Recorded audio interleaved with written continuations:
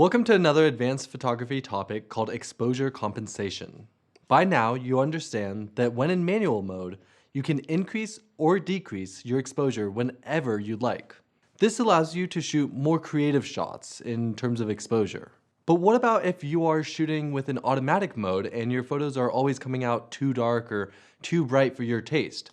Or maybe they're perfectly balanced and you want it to be a bit brighter or darker. That's where exposure compensation comes into play. Where do you find the exposure compensation option? In most cases, your camera will have a little button with a plus or minus on it.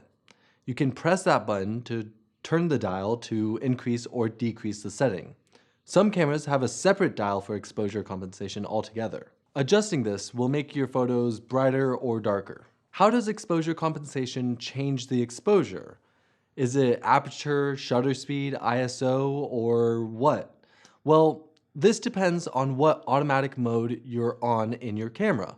Program, aperture priority, shutter priority, one of these. We explain these modes in the camera anatomy section of this course.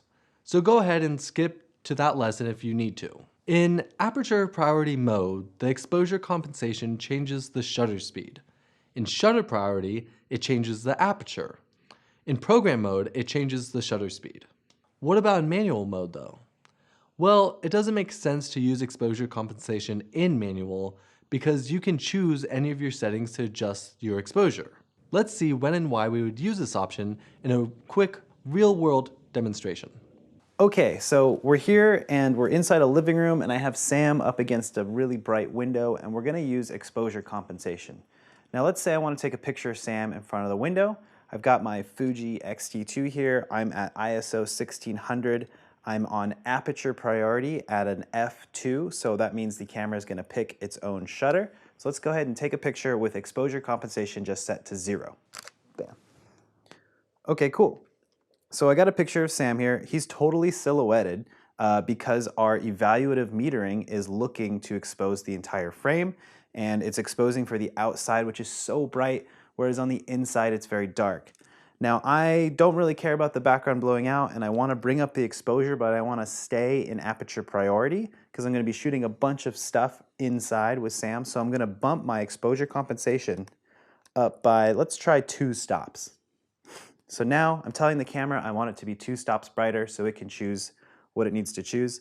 The last image, aperture priority, it shows a 4400th of a second to take it at. So let's go ahead and see what it chooses now with exposure compensation set to +2. All right, and here we go. See how Sam is much brighter. The camera in aperture priority now chose a 900th of a second for compensating for that exposure, basically. Let's do +3 and add a little bit more. So now that's way bright. Basically, I've told the camera that I want it to be 3 stops higher, and it shows a 1/50th of a second. Everything else stays the same. And you can see now that the brightness in the photo allows me to see inside and Sam. The background's totally blown out. And this is a very quick and easy way to use exposure compensation in a practical situation.